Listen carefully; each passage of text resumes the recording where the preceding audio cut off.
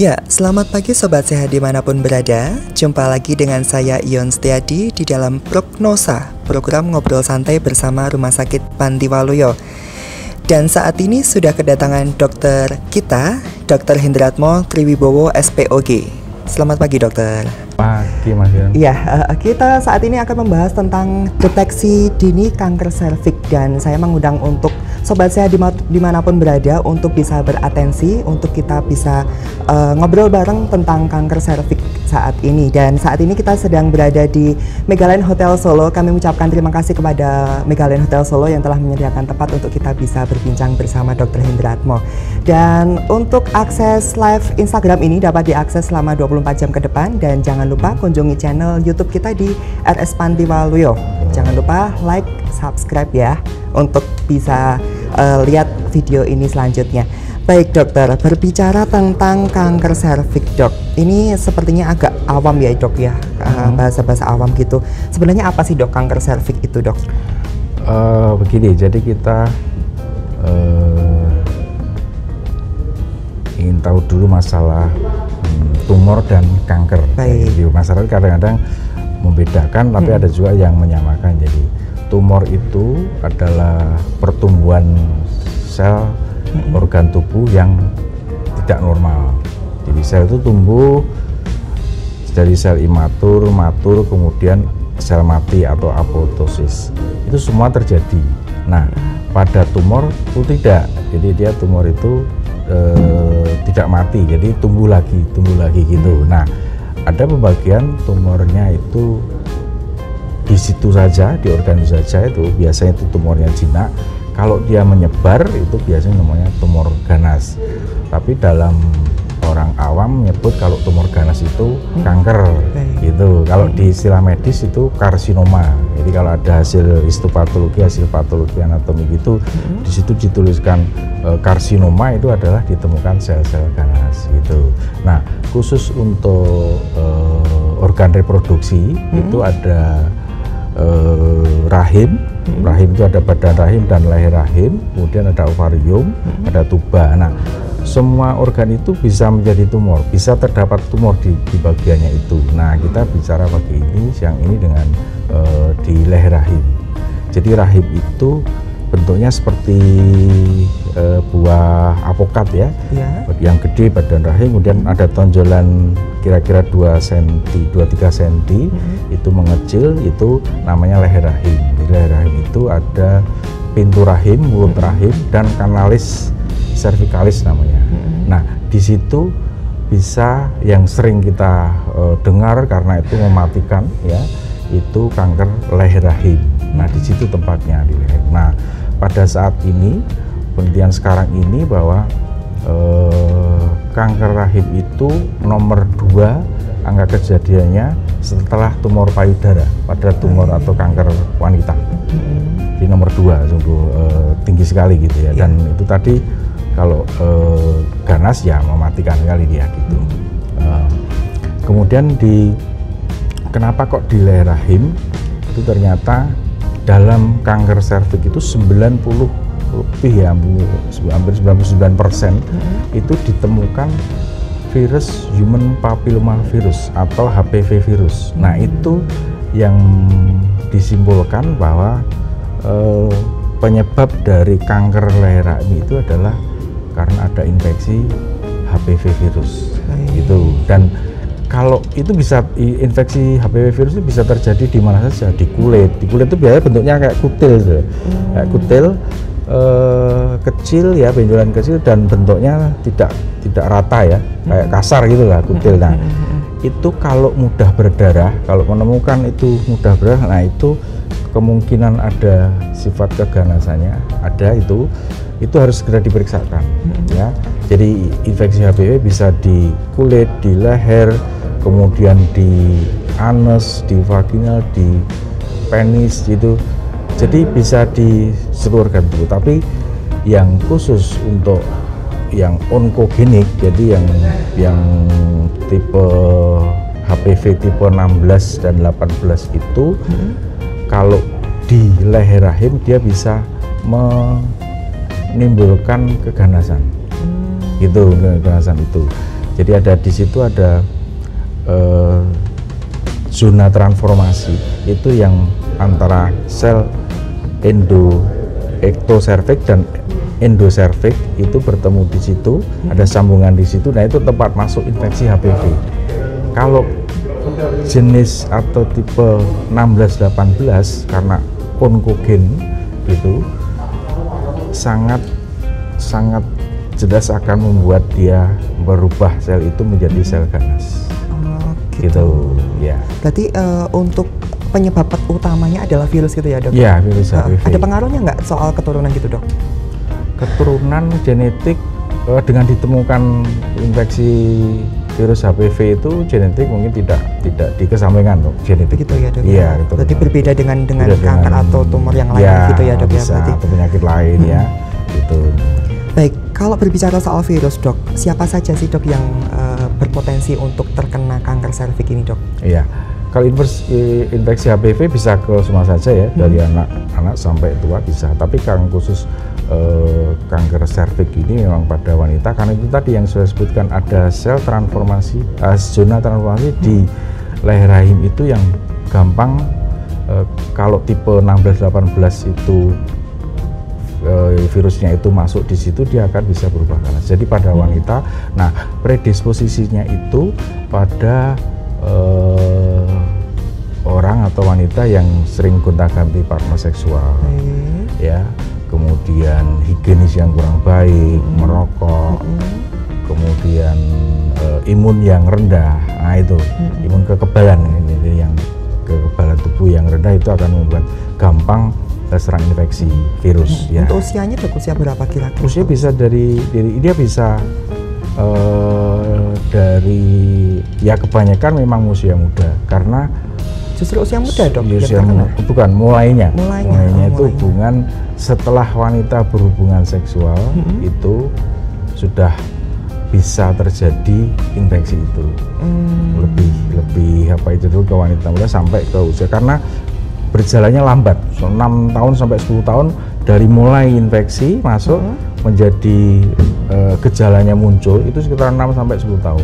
Jadi mungkin dia dapatnya mungkin umur 35-40 tahun dapatnya terdeteksinya itu. Nah, tapi mulai infeksinya mungkin sejak muda. Oh, gitu. Berarti tidak secara serta-merta langsung kena infeksi langsung kena. Enggak gitu ya, Dok? Lama ya. Sudah cukup lama. Baik, cukup menarik Sobat Sehat semua. Pembicaraan kita saat ini, kita juga masih mengundang untuk Sobat Sehat, terutama para wanita ini, untuk bisa bergabung bersama kita dengan Dr. Hendratmo untuk bisa bertanya-tanya kalau misalnya ada pertanyaan dari Sobat Sehat semua tentang kanker serviks ini. Baik, Dok, kita menginjak ke gejalanya, Dok. Ya. Gejalanya apa, Dok? Keluhan yang pertama dan sering itu adalah keputihan yang lama. Keputihan lama, berbau, warnanya mungkin agak keruh ya, keputihannya keruh. Wanita memang sering keputihan. Hampir semua wanita pastilah dalam siklus hidupnya itu pasti pernah keputihan. Menjelang haid, akhir haid itu keputihan. Tapi yang sepanjang hari dia itu keputihan dan itu berbau, itu kita harus curiga ke sana. Kemudian setelah kontak seksual itu berdarah, ataupun di luar haid itu juga berdarah, meskipun ngeflek tapi warnanya tetap itu merah, kita harus curiga ke sana.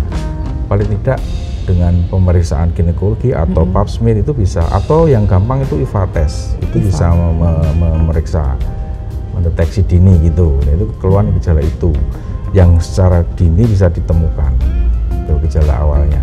Ini gejala lanjut itu kalau sudah berkembang ya akan tergantung organnya yang diserang, misalnya di metastase di situ akan ada keluhan, misalkan ke yang stadium 4 itu sudah sampai ke kandung kencing, ke rektum itu kalau pipis BAK gitu berdarah itu. Baik, itu tadi seputar penjelasan tentang seputar kanker serviks ya, Dok ya.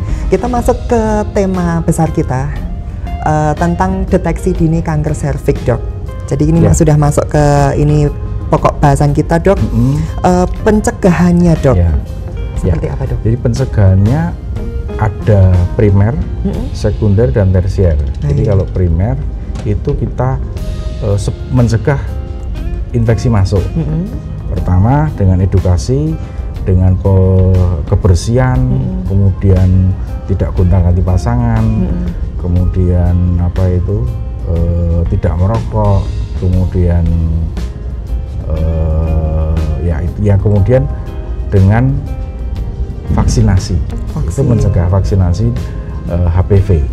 Ada macam-macam, ada bivalen, quadrivalen, ada nine-valen. Jadi itu bisa mencegah 75% kanker serviks. Dan itu dilakukan sebelum kontak seksual. Karena infeksi HPV penularan lewat kontak seksual, yang paling banyak lewat kontak seksual. Mulai umur berapa itu dok untuk bisa divaksinasi dok? Usia SD itu 12 tahun ke atas sudah bisa dilakukan vaksinasi. Jadi ibu-ibu yang punya putri umur 12 tahun sebelum menikah itu lebih baik karena keberhasilannya tinggi gitu. Kalau sudah menikah pun tidak apa-apa sampai umur 26 tahun atau lebih gitu tidak apa-apa. Itu tapi keberhasilannya atau kekuatan imunnya itu tidak sekuat kalau umur muda. Gitu. Catatan penting untuk para ibu ya dok ya, untuk bisa memberikan modal untuk anak-anak bisa terhindar dari kanker serviks ini. Baik dok, sebelum kita lanjut dok, kita jawab dulu pertanyaannya sudah masuk ya dok ya. Dari Setia Bernard, apakah kalau belum menikah bisa cek kanker serviks dok? Oh ya, jadi kalau belum menikah ceknya dengan pemeriksaan darah HPV DNA. HPV DNA. Karena belum menikah jadi kita tidak bisa meriksa ke vagina, tidak bisa masuk ke liang vagina karena akan merusak selaput darah. Jadi kalau belum menikah, pemeriksaannya itu hanya cek HPV DNA di darah. Di laboratorium sini sudah ada. Baik, untuk pemeriksaan yang lain dok? Pemeriksaan lain kalau untuk yang belum menikah itu saja. Dan kemungkinan belum menikah itu terkena infeksi HPV bisa, tapi kalau yang sudah menjadi kanker jarang sekali, bahkan tidak ada ya yang sebelum menikah, tapi jarang sekali. Sangat jarang. Jadi kalau sudah hubungan suami istri ya, jadi dalam tanda petik menikah atau belum, tapi hubungan kontak seksual itu yang penting, titik pokoknya di situ. Apakah sudah pernah atau belum gitu. Kuncinya di situ tadi ya dok ya. Bahkan oleh hanya kader kesehatan itu IVA test yang sudah dilatih melakukan IVA test di puskesmas, di klinik itu sudah ada semua. Kemudian pap smear. Nah kalau pap smear memang harus ke tempat pelayanan kesehatan ya, di klinik atau rumah sakit karena harus diperiksa dokter, kemudian diperiksa patologi atau histopatologi itu di laboratorium sehingga perlu di rumah sakit atau fasilitas kesehatan yang menangani itu. Kemudian ada tim prep itu yang lebih valid lagi, atau liquid based cytology ya, itu bisa dilakukan seperti itu. Itu bisa dilakukan paling tidak 1 tahun sekali, tergantung hasilnya nanti. Kalau hasilnya itu kok ada curiga abnormal atau metaplasia, mungkin sarannya dari dokter patologi mesti 3-6 bulan diulang gitu. Cuman kalau tidak ada apa-apa nanti bisa diulang 1 tahun sekali begitu ya dok ya. Sampai usia di atas menopause 55 tahun itu pap smear boleh dilakukan. Baik. Kita jawab lagi dok, pertanyaannya sudah masuk dari Arinda Wedinia. Dok, kalau kita berenang dengan penderita kanker serviks apakah bisa tertular dok? Kemarin banyak yang isu masuk ke berenang bisa hamil itu loh dok mungkin. Dari situ bisa nggak tertular virusnya ini dok? Ya, jadi seperti kalau sperma di kolam renang itu butuh media yang cukup untuk dia bisa hidup gitu. Jadi kalau infeksi HPV itu juga kemudian di kolam renang dia akan mati juga dia gitu, jarang atau biasanya itu kontak langsung, jadi penetrasi ke liang vaginal itu dari nyonseu penis yang waktu hubungan seksual itu bisa ketularan dari situ. Tapi kalau kolam renang kok enggak lah ya. Tidak, aman lah, jawabannya aman, tidak ya. Baik, kita jawab lagi @bus_SOC. Kalau pakai panty liner tertentu apakah bisa mencegah CA cervix ini dok? Oh, enggak bisa. Enggak bisa? Enggak bisa.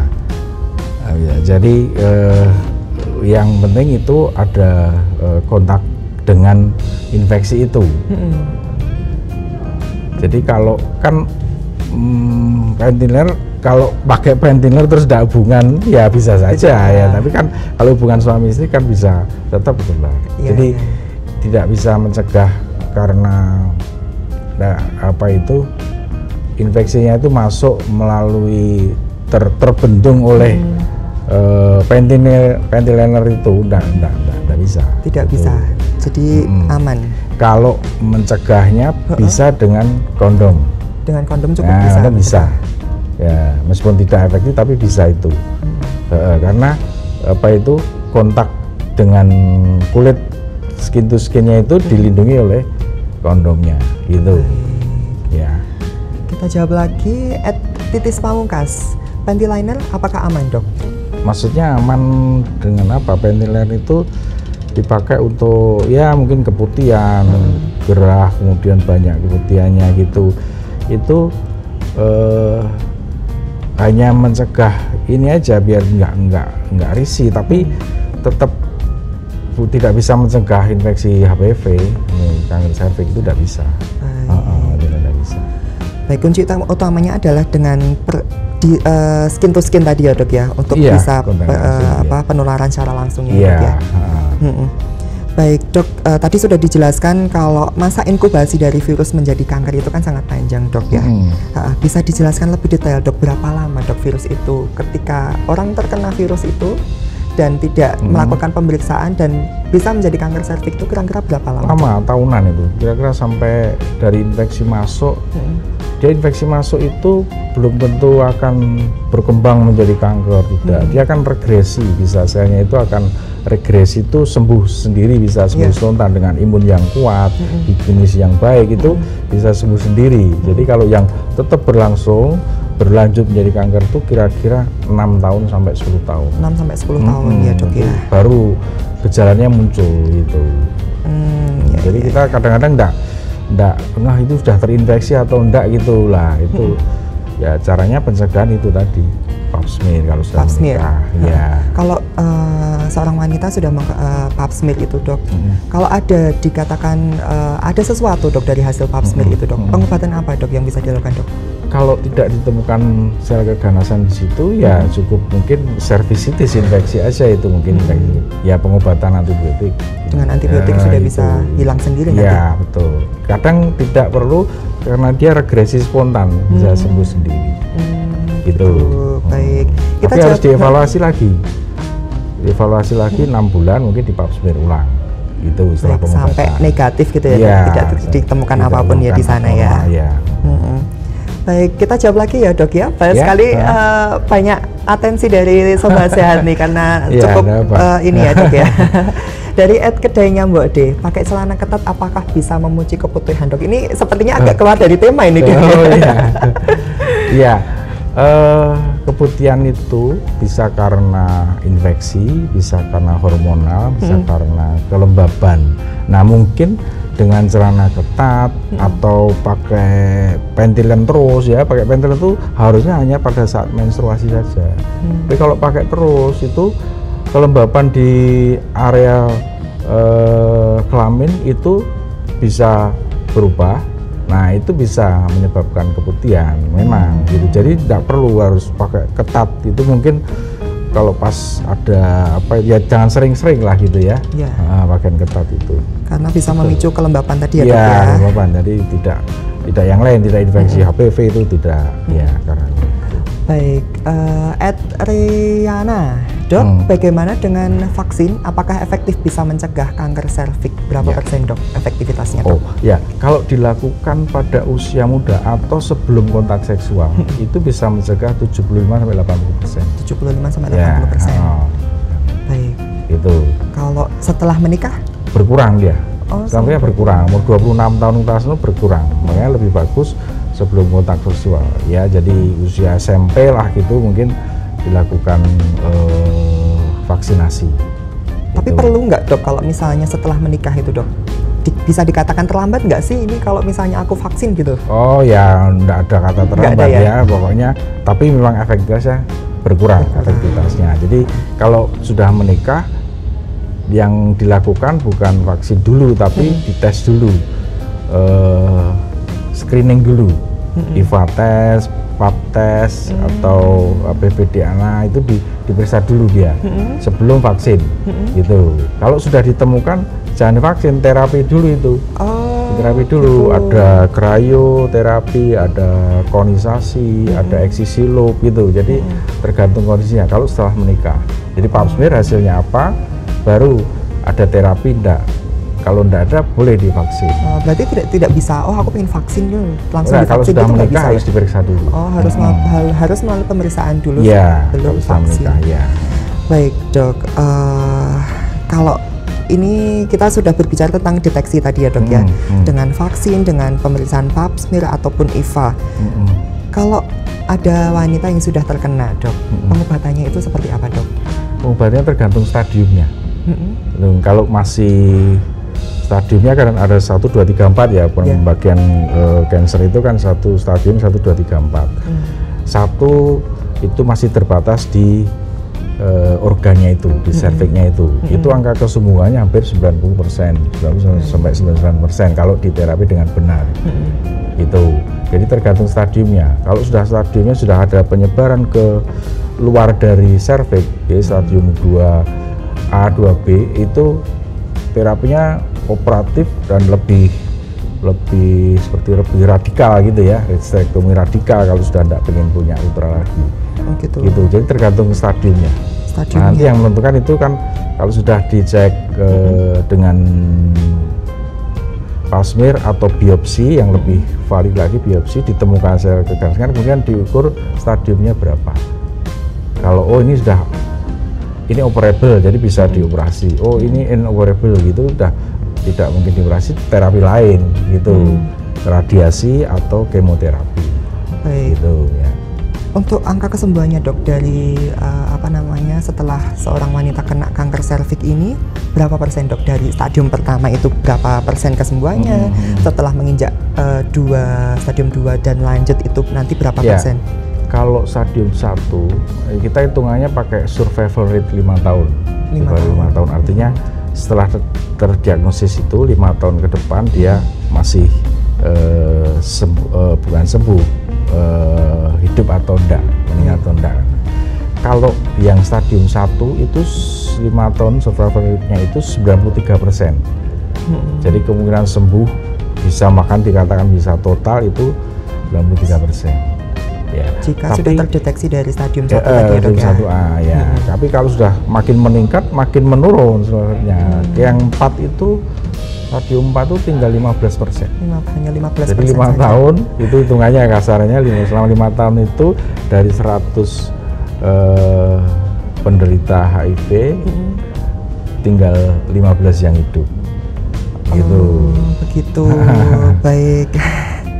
Ini karena tadi ya dok ya dikatakan penyakit yang cukup menakutkan ya dok ya, pembunuh nomor 2 tadi dok, setelah kanker payudara.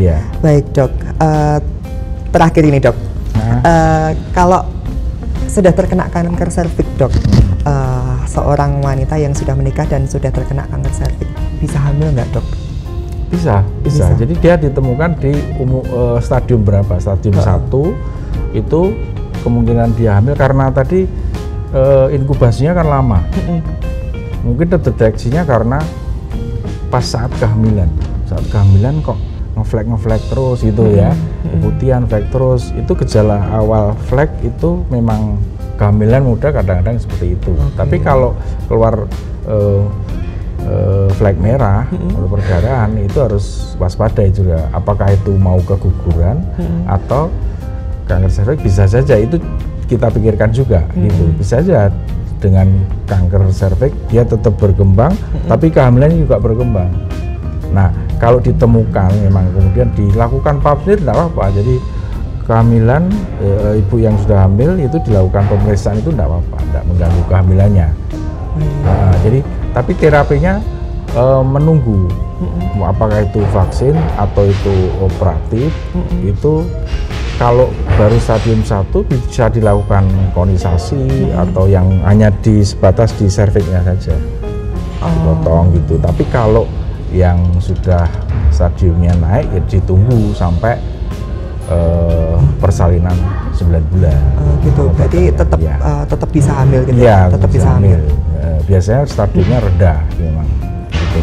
Baik, demikian Sobat Sehat semuanya tentang pembicaraan kita tentang kanker serviks, karena ini penyakit pembunuh nomor 2 yang paling berbahaya dan dikatakan sangat menakutkan.